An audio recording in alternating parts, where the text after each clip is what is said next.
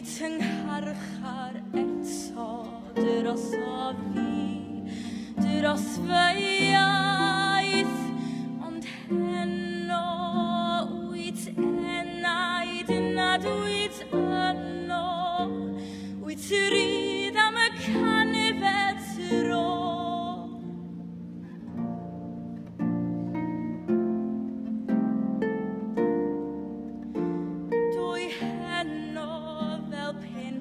Anod fy aelwyd, dwy filwaith fel cysgod I mewn I glydwch fy mod, dwy heibio yn gydwybod.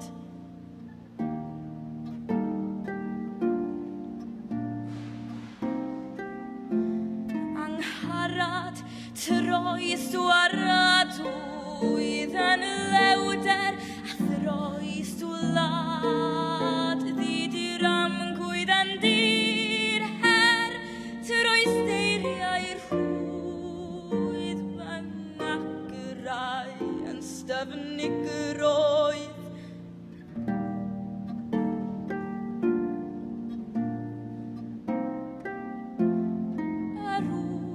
Yngharchar eto yno fi